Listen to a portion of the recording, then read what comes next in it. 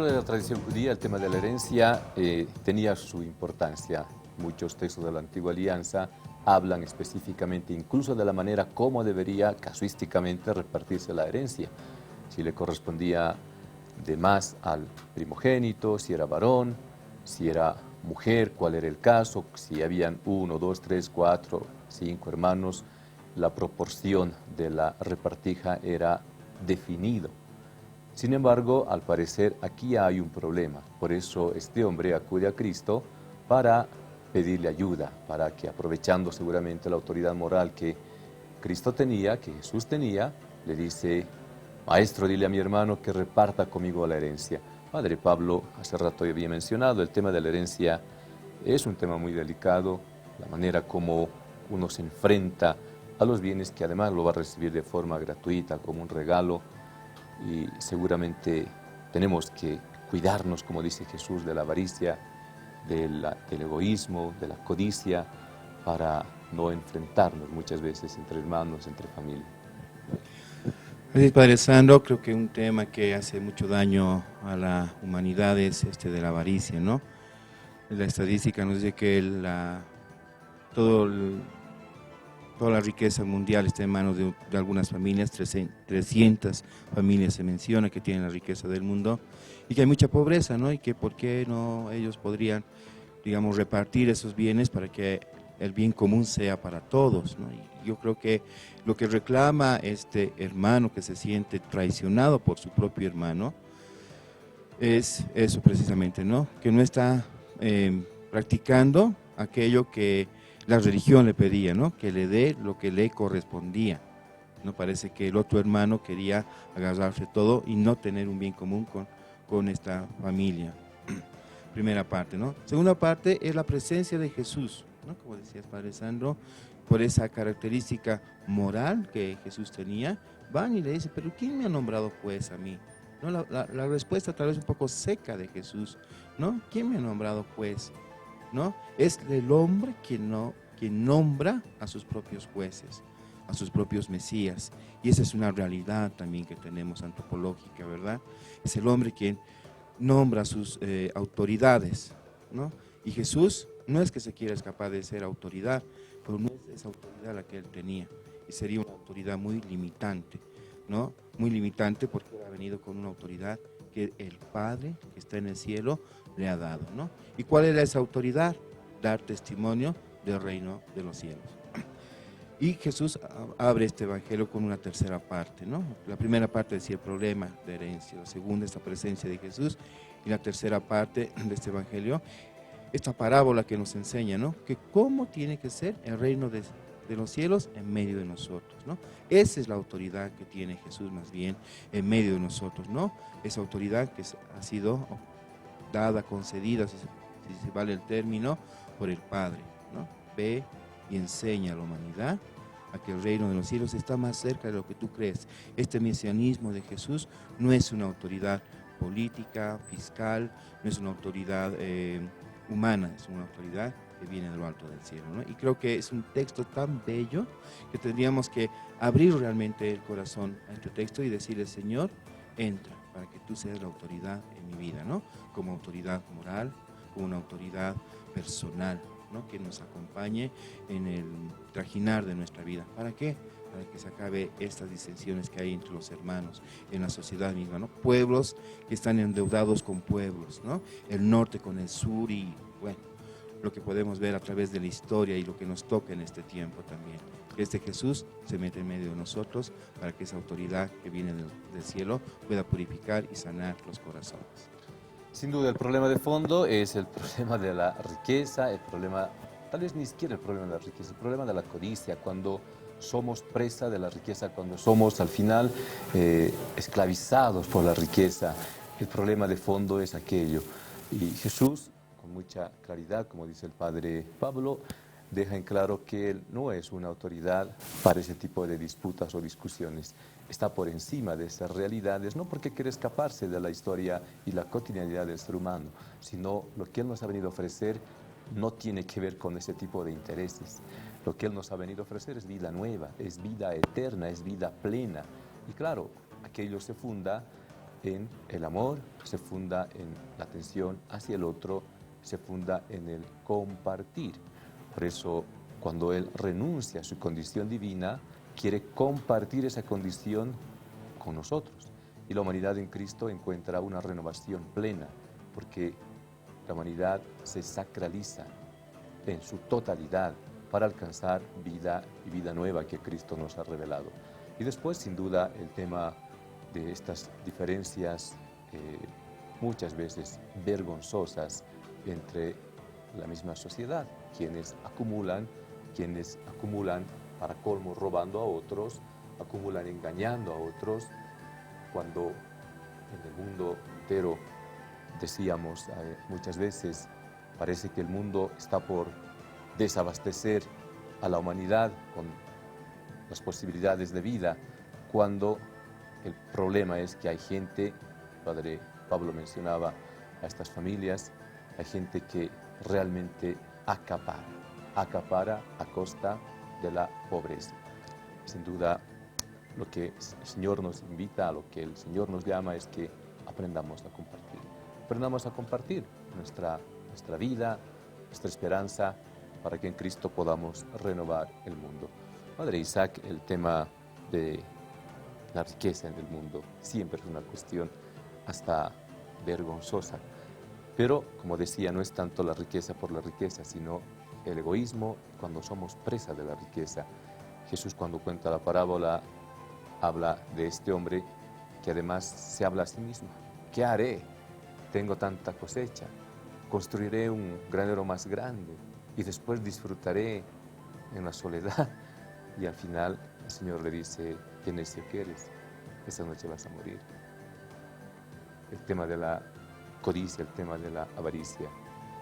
Sí, esta es la cuestión de fondo. Entonces este hombre le plantea a Jesús esto. Parece que Jesús como si se escabullera y no quisiera hacerle justicia. Pero es que Jesús traslada el tema a otra esfera y se da cuenta que tanto este hermano que estaba siendo perjudicado por el otro hermano como el primer hermano, lo único que quieren es el dinero y es la avaricia. Entonces esa es la trampa.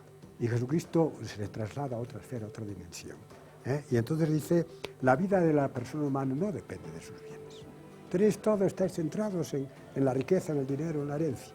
Y la vida no depende de sus bienes. Entonces pone esta parábola, la codicia, la trampa. Bueno, ya entonces pasaba esto, en contra de lo que era el sistema de Israel, porque el sistema de Israel tradicional o más antiguo, más originario, era un sistema comunal, era un sistema comunitario.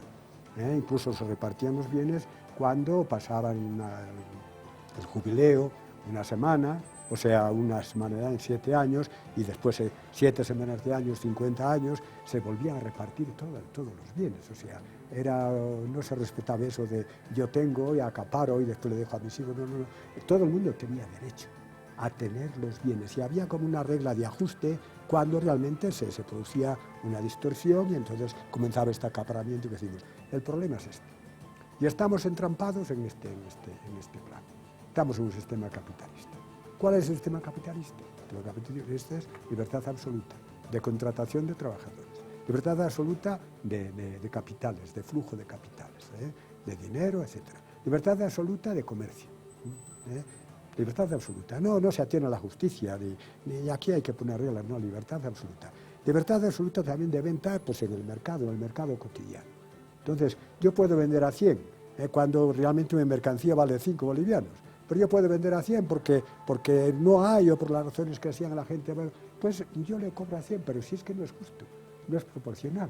Entonces, ¿con qué derecho yo voy a cobrar a 100 si esto vale 5? En todo caso, le podría cobrar 10 y ya es demasiado porque le cobro el doble.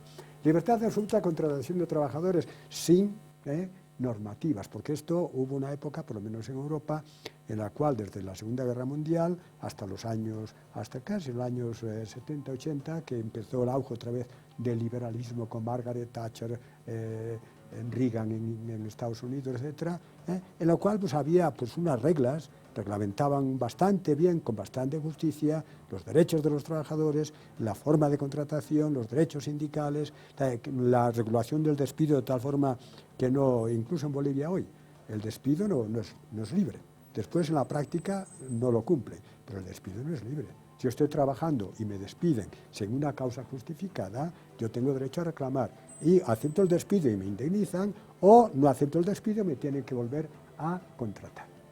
Y me tienen que pagar toda la indemnización de todo ese tiempo que me han tenido en la calle sin trabajar. Pero después no se cumple, ¿verdad? Entonces, pero este es el sistema capitalista. Entonces, ¿qué ocurre?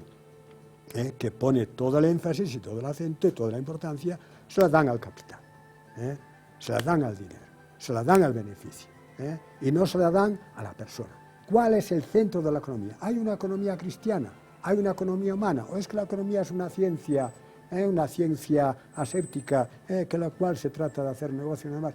No, la economía tiene que ser humana y la economía tiene que ser cristiana y tiene que ser justa. Tiene que ser humana en el sentido que el centro de la economía no es el dinero, y el negocio, y el beneficio, y el desarrollo puramente material, que está destruyendo la vida de las personas y la vida incluso de la naturaleza. El centro de la economía es la persona humana. Y cuando hablamos de trabajo, el protagonismo, la primacía, y esto lo dice la encíclica Labor in Exercens del Papa Juan Pablo II, no la tiene el capital. Lo primero no es el capital, lo primero es el trabajo y la persona del trabajador. Entonces hay que cambiar nuestra mentalidad, tanto a nivel pastoral, los que llevamos la pastoral en la Iglesia, como a nivel de formación de los laicos, de los fieles, y a nivel de difusión del mensaje del Evangelio, también en relación a la economía. Sin duda, el principio para nosotros es la encarnación de Cristo. Cuando Cristo se hizo hombre, se hizo uno como nosotros, dignificó la persona. Y el centro, aunque a algunos ecologistas no les gusta, pero el centro del universo llega a ser el ser humano. Pero el ser humano en relación interdependiente con la naturaleza, con el cosmos, con el otro ser humano, con Dios, por supuesto.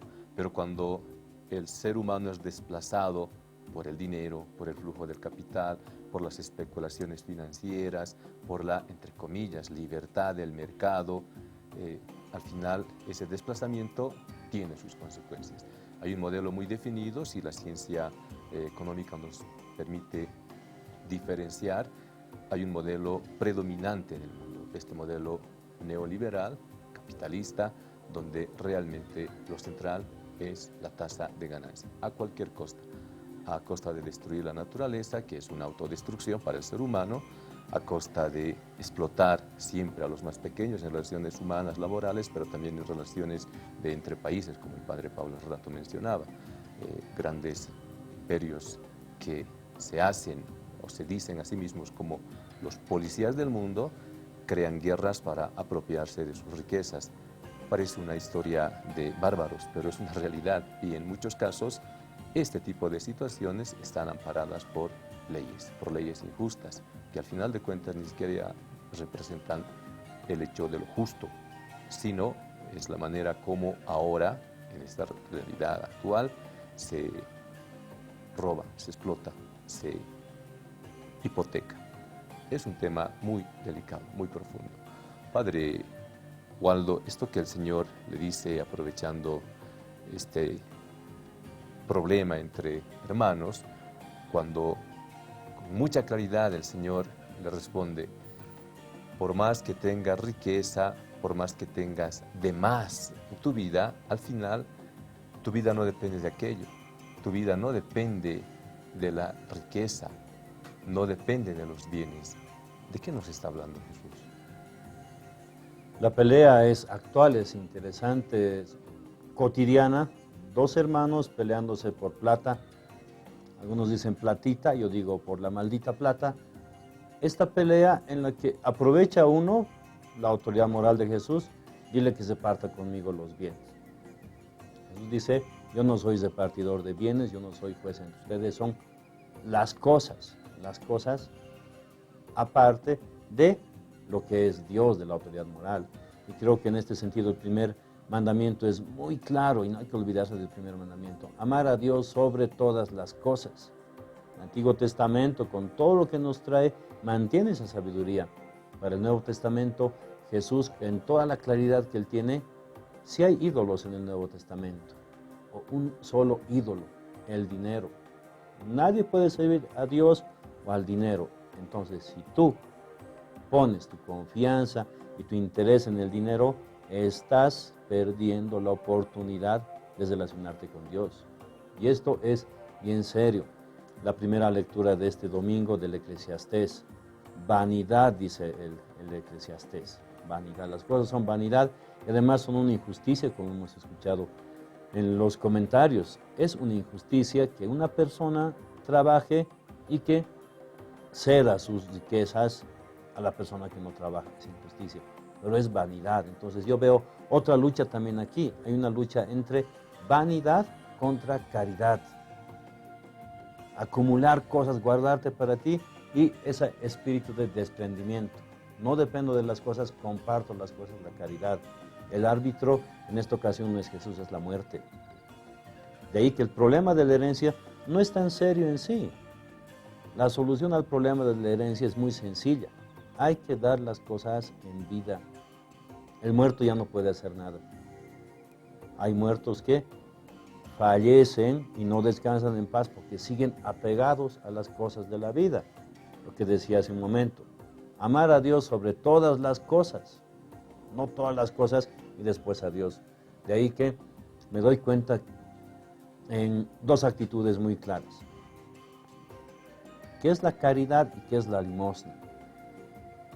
El avaro te da limosna, pero la persona que no depende de los bienes ofrece un acto de caridad, da caridad. La caridad es desprenderse de las cosas, no depender de las cosas. Yo nunca he visto, y usted tampoco nunca ha debido ver, un entierro con el ataúd ahí todo junto y dentro el cadáver con su moto, o con sus computadoras, o con su casa. Y nunca vamos a ver. Y decimos siempre, nadie se lleva nada de lo que trae al mundo. Pero eso también hay que cuestionar. Si las cosas las utilizas para ti, no te las llevas. Pero si utilizas las cosas para, Jesús dice, ¿a quién le va a servir lo que has acumulado? Para los demás, sí te pueden servir las cosas para que las transfieras y conviertas en esa otra vida. Entonces creo que el Señor es muy claro y creo que el problema de la herencia tiene esa solución. Repartir en vida, te liberas, evitas problemas y evitamos esa injusticia de la que todos nos escandalizamos. Quiero subrayar esto que Dios dice el Padre Waldo, que Jesús no ha venido a repartir bienes terrenales, bienes como cosas, bienes como riqueza. Jesús ha venido a darnos vida nueva, ese es el principio. Jesús ha venido a darnos vida plena. Jesús ha vencido a la muerte y al pecado para que como creyentes, para que como seguidores de este Cristo, hagamos realidad el reino de Dios en medio de nosotros, fundado en el amor, en la verdad, en la justicia. Y por eso Jesús no es que se quiere escapar del problema, pero quiere dejar en claro lo que hace rato también el Padre Pablo nos decía, qué tipo de autoridad tiene Jesús en nuestras vidas. El Padre Pablo nos dice, si Dios no es lo primero, si nos olvidamos del primer mandamiento, fácilmente podemos distorsionar el sentido de nuestra vida. Y al final, consciente o inconscientemente, terminamos siempre persiguiendo a ídolos. Y uno de los ídolos más cotizados hoy, sin duda, es el dinero. A cualquier costa, a cualquier precio. Escandaliza cuando hay gente que acumula, por ejemplo, haciendo daño a los demás. El tema del narcotráfico, el tema de trata de personas. Es realmente un escándalo que haya gente, o el tema de la falsificación de medicamentos, por ejemplo, gente que a costa del sufrimiento de otras personas acumula riqueza. Es un escándalo. Pero, como el Padre Waldo nos dice, al final el árbitro será la muerte. Y cuando llegue el momento, cada quien seguramente rendirá cuentas de lo que haya o no haya hecho en vida. Vamos a una pausa, regresamos con Evangelio Vivo.